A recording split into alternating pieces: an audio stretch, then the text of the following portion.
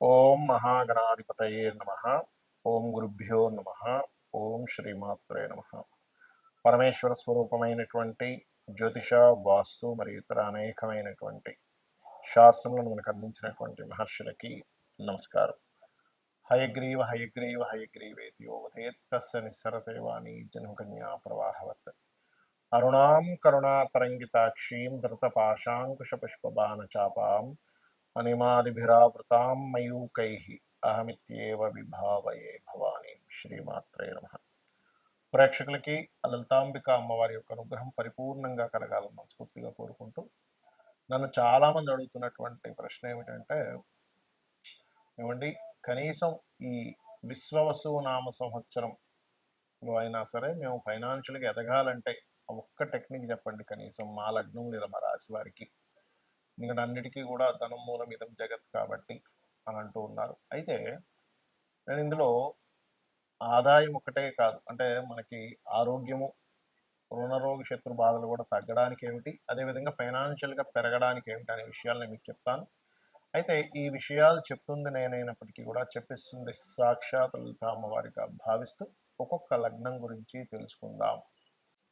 మీన లగ్నము, మీన రాశి. మీనం వారికి ఉండేటువంటి గొప్ప లక్షణాలు ఏమిటి అంటే అన్వేషణ లగ్నము అంటారు. ఏంటంటే నేను అసలు ఎందుకు జన్మించాను, నా యొక్క కర్మ ఏమిటి, నా యొక్క ధర్మం ఏమిటి అనేటువంటి ఒక అన్వేషణ వెళ్తూ ఉంటుంది. 90% ఆఫ్ పీపుల్లో ఉంటుంది. 10% పీపుల్లో ఎందుకు ఉండదు అదే అంటే ఒక మాయ కమ్ముతుంది. అంటే రాహు యొక్క ప్రభావం వాళ్ళకి పెరిగింది అనుకోండి, ఇవన్నీ కాదు లౌకికమైనటువంటి విషయాలు గొప్పవి అనుకుంటూ ఉంటారు. కాబట్టి మరి మీన లగ్నానికి ధనాన్ని ఇచ్చే కారకుడు ఎవరు? ప్రధానంగా కుజుడు, ధనాధిపతి. మరి కుజుడు ఒక్కటి బాగుంటే సరిపోతుందా అంటే కొంతవరకు బాగుంటుంది. అంటే ఎలాగా? కుజుడు పాపగ్రహాలతో లేకపోవడము, నీచ స్థానంలో లేకపోవడము, పాపగ్రహాల చేత వీక్షించకపోవడం జరిగితే బాగుంటుంది. అయితే ఈ కుజుడు రెండవ స్థానం ఫైరీ హౌస్ కాబట్టి అగ్నితత్వ సంబంధించినటువంటి విషయాలలో వాటి మూలంగానే డబ్బులు వస్తాయా అంటే 90% ఆఫ్ పీపుల్కి ఫైరీ రిలేటెడ్, భూమికి సంబంధించిన, సెక్యూరిటీ రిలేటెడ్ సంబంధించిన వాళ్ళకి వస్తాయి. కానీ ఇక్కడ ఈ కుజుడు ఉండేటువంటి కండిషన్స్ని బట్టి మారిపోతూ ఉంటుంది. ఎప్పుడైనా ఏ యోగమైనా గుర్తుపెట్టుకోండి. మనం చూడండి, ఏదైనా ఒక బిజినెస్ చేసాం, మనం బిజినెస్ చేసేటువంటి వ్యక్తి ఎలాంటి వ్యక్తి, తీసుకున్న బిజినెస్ ఎలాంటిది, ప్రజెంట్ మార్కెట్ ఉందా లేదా, దీనికి మన మీద మార్కెట్కి ఎంత నమ్మకం ఉంది, ఇటువంటివన్నీ కూడా ఆధారపడి ఉంటాయి బిజినెస్ చేయాలంటే.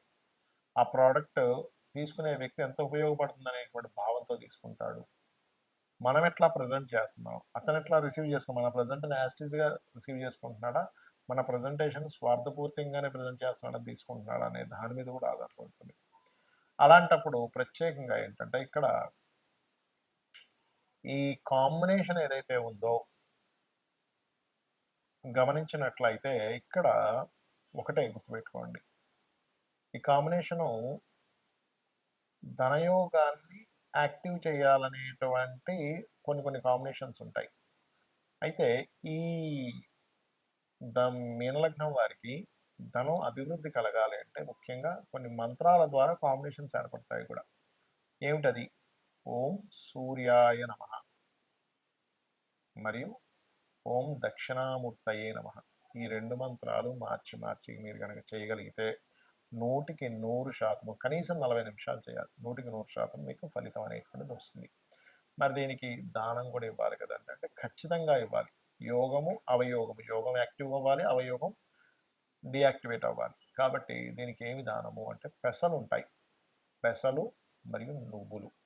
ఈ రెండు పదార్థాలని ఎవరైతే దానంగా ఇస్తూ ఉంటారో ఖచ్చితంగా 100% వీళ్ళకి యాక్టివ్ అవుతుంది. మరి దానం ఇవ్వడానికి సరైన గురువులు లేరు, అంటే పురోహితులు లేరు, ఆలయాలు లేవు, ఉన్నా తీసుకోరు అని కొంతమంది మనకు చెప్తూ ఉంటారు. అలాంటి వారు ఏం చేయాలంటే గోవుకి చక్కగా పెసలు ప్రదేశంలో గోంగూరని, అదేవిధంగా నువ్వుల ప్రదేశంలో బెల్లము గోవుకి తినిపించండి. అది కూడా లేదు, పెసరపప్పుతో చేసినటువంటి పదార్థాన్ని దేవుడికి నైవేద్యంగా పెట్టి చక్కగా అందరికీ ప్రసాదంగా పంచిపెట్టండి. దానివల్ల కూడా మీరు చూడండి, మనకి శాస్త్రంలో చెప్తుంటారు పుణ్యం అంటే ఏమిటంటే పరోపకారం పుణ్యం, పరపీడనం పాపం.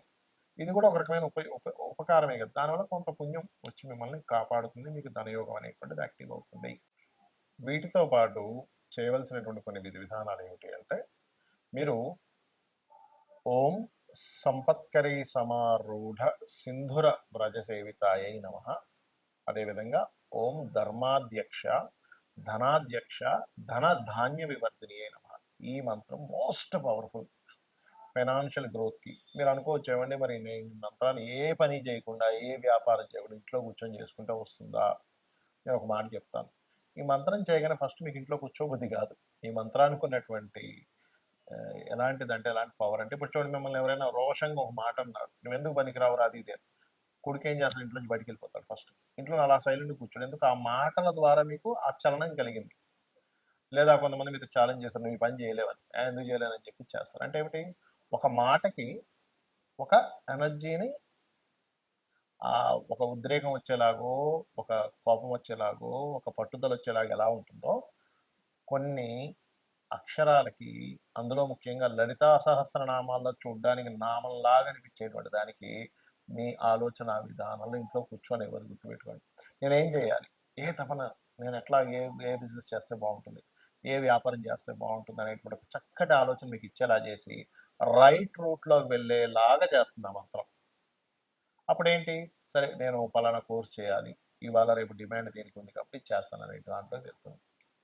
అలాగే మరొక విషయం ఏంటంటే, ఎప్పుడు కూడా ఇప్పుడు నేను చెప్పినటువంటి సాధన ఒక ఎత్తు అయితే, మీ పర్సనల్ చార్ట్లో ఏ మహాదశ నడుస్తుంది, ఆ మహాదశ ఎటువంటి రూపంలో ధనయోగాన్ని ఇస్తుంది అనేది మీ పర్సనల్ చార్ట్లో చూసుకోవాలి. అదేవిధంగా మీ ధనాధిపతి ఎవరు అసలు, మేషం నుంచి మీనం వరకు 12 రకాలుగా ఉంటుంది. మేషానికి శుక్రుడు అయితే, మిథున వృషభానికి మన మిథున రాశి అధిపతి అయినటువంటి బుధుడు అవుతాడు, మిథునానికి చంద్రుడు అవుతాడు, కర్కాటకానికి రవి అవుతాడు ధనాధిపతి. ఆ ధనాధిపతి ఒకరైతే ఆ ధనాన్ని యాక్టివ్ చేసేవాళ్ళు, డియాక్టివ్ చేసేవాళ్ళు పర్సనల్ చార్ట్ పరంగా వేరువేరుగా ఉంటాయి. బట్ ఒకటే గుర్తుపెట్టుకోండి, మీరు మీ జాతకం ఎలాగున్నా కూడా నేను ఇందాక చెప్పినటువంటి 2 మంత్రాలు అద్భుతమైన ఫలితాలు ఇస్తాయి. ఇక రెండో విషయం, మీకు దగ్గరలో గోశాల కనుక ఉన్నట్లయితే, అందులోని ముఖ్యంగా దేశీవాలి గోవులు ఉన్నట్లయితే అక్కడికి వెళ్ళి చక్కగా తేనె పూసినటువంటి చపాతీలు, అంటే చపాతీలు ఎక్కడ కూడా నూనెలో వేయకుండా, నూనె పోసి కాల్చకుండా 3 చపాతీలు తీసుకుని దాన్ని చక్కగా భక్తి శ్రద్ధలతో, నిజంగా అమ్మవారికి నా స్వయంగా నా చేతితో తినిపిస్తున్నాను అనేటువంటి భావనతో గోవుకు తినిపించండి. తినిపించేటప్పుడు నేను ఇందాక చెప్పినటువంటి మంత్రాన్ని ఓం సంపత్కరీ సమారూఢ సింధుర వ్రజసేవితాయ నమః. ఇంకొంతమందికి బాగా గొడవలు ఉంటాయి, అంటే సంపాదన అంటేనే అసలు అదో పెద్ద యుద్ధంలాగా అలా ఉంటుంది. అలాంటి వారు చేయవలసింది ఏమిటంటే, అది ఎవరికి ఉంటుందంటే సర్వసాధారణంగా కుజుల్లో శని కానీ శనిలో కుజుడు కానీ నడిచేటప్పుడు, పర్టికులర్గా కుజమహర్దశలు నడుస్తూ కుజమహర్దశ కుజుడు పాడైనప్పుడు, శని మహర్దశలు నడుస్తూ శని బాగా పాడైనప్పుడు ఏమవుతుందంటే, అసలు రోజు గడవడమే ఒక పెద్ద యుద్ధంలా ఉంటుంది. అమ్మో ఎలాగండి అసలు ఈ బాబా, ఈ మంత్ రెంట్ ఎట్లా కట్టాలి, ఈ మంత్ ఈఎంఐ ఎలా కట్టాలి, ఈ మంత్ పిల్లలకి ఫీజులు ఎలా కట్టాలి, ఈ మంత్ అసలు రేషన్ తెచ్చుకున్నది ఎలాగనేటువంటి ఒక భయంకరమైన సిచ్యువేషన్స్లో కొంతమంది ఉంటారు. అలాంటి వారికి అద్భుతమైన మంత్రం ఏంటి అంటే, ఓం నవవిద్రుమ బింబశ్రీ న్యక్కారి రతనచ్చదాయై నమ. ఇది అద్భుతంగా పనిచేస్తుంది, కానీ నమ్మకంగా చేయాలి.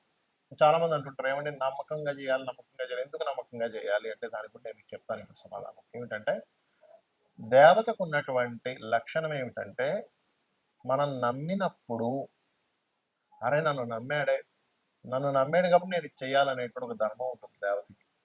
కాబట్టి నమ్మినందుకు నమ్మిన వారిని చేసేటువంటి ధర్మం దేవతకు ఉంటుంది. మనుషులు కూడా నమ్మకపోవచ్చు, మనం నమ్మిన వాడు నన్ను నమ్మితే ఏంటి నమ్మకపోతే ఏంటి అనేటువంటి లక్షణాలు కొంతమందికి ఉండొచ్చు. అందరూ అలా ఉంటారని అనట్లేదు. ధర్మంగా ఉండేవారు చూడండి, అయ్యో నన్ను నమ్మారండి, నేను ఈ పని చేయాలంటుంటాం.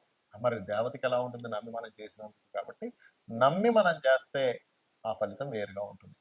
ఇంకోటి ఏమిటంటే, దేవతను ఎప్పుడు కూడా ఒక తల్లిగానో తండ్రిగానో భావనతో చేసినప్పుడు ఏమవుతుందంటే, తల్లికి తండ్రికి ఉన్నటువంటి గొప్ప లక్షణం ఏంటంటే, వాళ్ళు మనకేదో చేస్తారు కాబట్టి చేయరు. అందులో ముఖ్యంగా తల్లి ఏంటంటే, నేను చెయ్యాలి, నా కొడుకు కాబట్టి నేను చేయాలనే భావనతో చేస్తుంది. కాబట్టి దేవతకి ఉన్నటువంటి లక్షణమే అది. తల్లిగా మీరు భావించేటప్పుడు, తండ్రిగా మీరు భావించేటప్పుడు చూడండి, జగత పితరవు వందే పార్వతీ పరమేశ్వరం అంటాం. ఇప్పుడు దేవతని ఒక అమ్మవారు, లలిత అమ్మవారే ఉంది. అమ్మ జగన్మాత నువ్వే నా తల్లివి అనేటువంటి తల్లి భావనతో ఎలా అయితే చేస్తామో, తల్లికి పొద్దునే లేగానే అమ్మ ఏమైంది నీకు ఎలా ఉంది, నీవు మరి టాబ్లెట్ వేసుకున్నావా, తిన్నావా, లేకపోతే కొని తీసుకురానా అని అడుగుతూ ఉంటాం. అలాగే ఒక దేవత దగ్గర ఉన్నప్పుడు మీరు నిజంగా తల్లే ఉంది అక్కడ అనేటువంటి భావనతో మీరు ఎప్పుడైతే చేస్తారో, సొంత పుత్రుడికి తల్లి చూడండి ఎంత చేసి పెడుతుంది. పొద్దున్నే లేచిపోతుంది, వాడి కోసం టిఫిన్ బాక్స్ అంటుంది, లేకపోతే వాడికి ఏదైనా అయితే కంగారు పడిపోతుంది, వాడు ఆలస్యంగా ఇంటికొస్తే, అయ్యో! ఇంకా రాలేదేమిటని ఒకటే కంగారు పడిపోతుంది తల్లి. అంటే ఏమిటి ఆ మాతృభావంతో మీరెప్పుడైతే అమ్మవారిని చూసారో, తండ్రి భావంతో ఎప్పుడైతే ఆ యొక్క పరమేశ్వరుడినో, విష్ణువునో మీరు ఆరాధించేటువంటి మహాగణపతిని ఎవరినైతే చూసారో, ఖచ్చితంగా 100% మీకు ఆ దేవత తల్లిగాను, ఆ పరమేశ్వరుడు తండ్రిగాను మిమ్మల్ని కంటికి రెప్పలా కాపాడుకుంటారు. ఇందులో చాలామందికి ఏమనిపిస్తుందంటే, అయ్యో! ఏమిటండి రోజు పూజలు చేస్తున్నాము, కానీ మాకు ఇలా చిన్న ఈ సంఘటన జరిగింది, ఆ సంఘటన జరిగింది అంటూ ఉంటారు. ఇక్కడేంటంటే పెద్ద సంఘటన జరగాల్సింది అక్కడికి ఆగిపోయింది. ఇంకొంతమంది అయ్యో! ఆయన ఎన్నో పూజలు చేసేవారు, అసలు పుసుక్కుమని 50 ఏళ్ళకే చనిపోయారు అంటుంటారు. అంటే ఏమిటి? ఇంక ఈ లోకంతో నీకు సంబంధం లేదు, నా లోకాలకు వచ్చి తీసుకెళ్ళిపోతాడు. అది మనకు తెలీదు. మనకు ఉండేటువంటి బుద్ధికి మన అజ్ఞానానికి అర్థం కాదది. అర్థం గాక అయ్యో! పూజలు చేయని వాళ్ళేమో ఓ 80 సంవత్సరాలు బతికారు, చేసే వ్యక్తి ఏమో 60 సంవత్సరాలు బతికారు అని ఏవేవో పిచ్చి లెక్కలేసుకొని ఉంటాం. మనకు తెలీదు. ఒక జీవుడు జన్మించాడంటే, ఆ యొక్క జీవుడు ఆ పర్టిక్యులర్ కర్మ అనుభవించడానికి, ఆ పర్టిక్యులర్ పని కోసం భూమి మీదకొస్తాడు. అది అయిపోగానే ఆ జీవుడు ఇంకో లోకాలకో, ఇంకో దేహంలోకి వెళ్ళిపోతారు. అది సంబంధం లేదు. కాబట్టి ఇటువంటి విషయాలు మీరు శాస్త్ర సంబంధంగా చాలా విషయాలు చర్చించగా తెలుస్తూ ఉంటాయి. కాబట్టి మీకు ధనయోగం పరిపూర్ణంగా ఈ విశ్వవసు నామ సంవత్సరంలో కలగాలని మనస్ఫూర్తిగా కోరుకుంటూ శ్రీమాత్రే నమః.